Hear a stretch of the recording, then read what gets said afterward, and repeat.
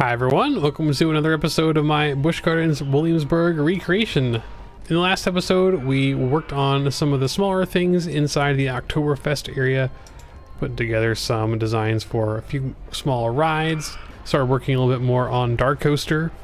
But for today's episode, we got something completely different. We have got Verbolten to show off, and I have the build here pretty much finished at this point, so I figured it was a good time to show off what we have.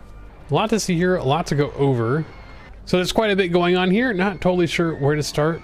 This is one of those rides where we're piecing together a lot of different elements from different RCT rides to get everything fixed the way we need it to. So in the game, it is marked as a Giga Coaster because it does have that tri-rail track for most of the layout. There is a bit here at the beginning where it is using the bi-rail track, the mini roller coaster, so we have a section of that laid out that way.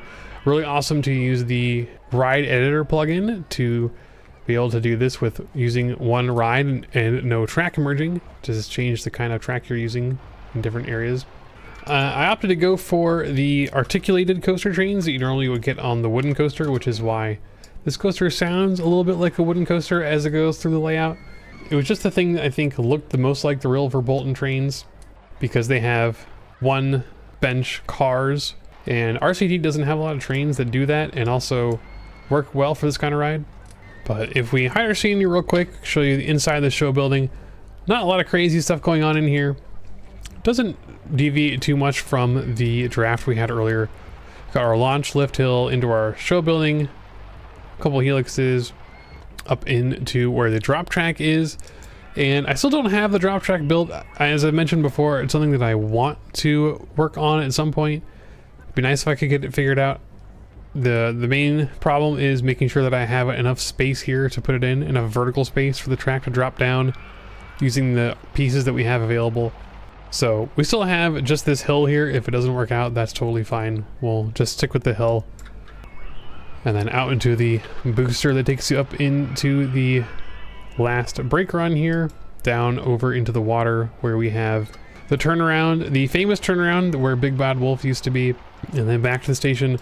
So pretty straightforward as far as the end of the track goes. The decoration obviously is a big part of Verbolten, and I'm really happy with the way this turned out. This is by far my favorite station build that I've done so far. Maybe it's because it's huge, which makes it interesting, but it's also got some cool roof shapes that are a lot different than some of the other rides I've built so far.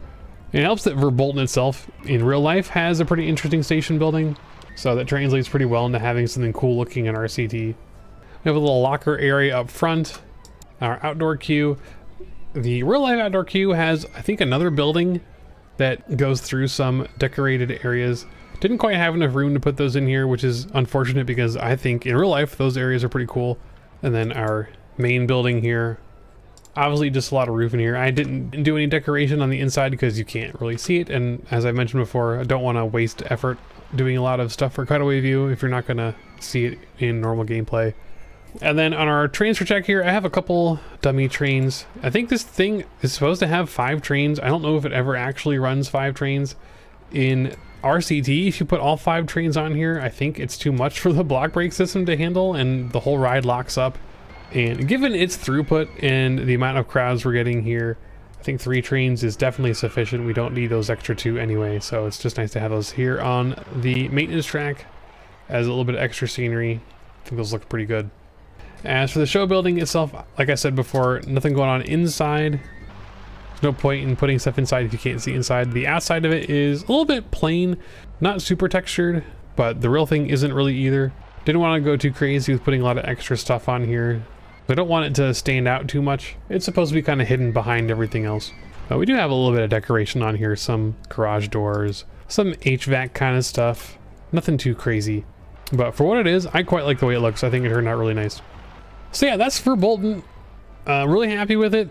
Might come back here later, like I always say, and do a little bit of extra detailing and tweaks and things. There's a little bit over here with the track that I don't really like.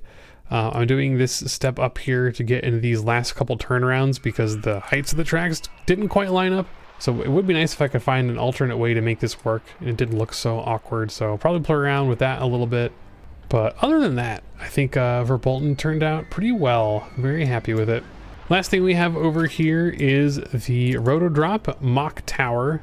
Now, as of this season, Mach Tower did actually close, and I imagine it's been demolished. I'm not 100% sure, but it was there when I last went in 2022, and I rode it. And as far as I know, there's nothing else in this area, so I figured I might as well put it in here just because I like it and I want to have it in here.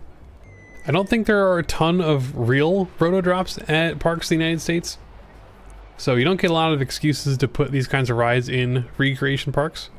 Still a bit of work to do with this station and scenery surrounding it though. I'm trying to do some different ideas with awnings for the queue and putting this circular bit around. The real thing has a lot of very detailed decoration that is not very easy to do in RCT. Definitely need some more work to do on this, tweaking that and getting it to work. But yeah, with that, almost wraps up Oktoberfest. There's just the Fest House left to build, and then the bridge connecting it to Italy. Other than that, we've got the Germany area mostly done, so pretty exciting. Still some more detailing to do with these arcade zones as well. It's always tricky trying to figure out how to detail these kinds of things. There's a bunch of just midway arcade games in these structures here. It would be nice to come up with some alternate designs. There's a few different standard options I've done for Dorney and Cedar Point that I'm never really happy with. They're just there kind of as, you know, space fillers. Never thought they looked particularly exciting, but since these are right in the middle of the Oktoberfest area, they're gonna get a little bit more attention than some of the other arcade areas I built, so it would be nice to find some new designs for those that are a bit more interesting. So that'll come in a future episode. But for now, yeah, really happy with the way Oktoberfest is turning out. Again, zooming out here, we're getting pretty close to finishing the park. Obviously, a lot of detailing and cleanup left to do, and still a lot of stuff outside the park boundaries that we have left. But we're making really good progress. Things are shaping up very nicely. But that's gonna do for this episode. I'll see you next time. Thanks for watching.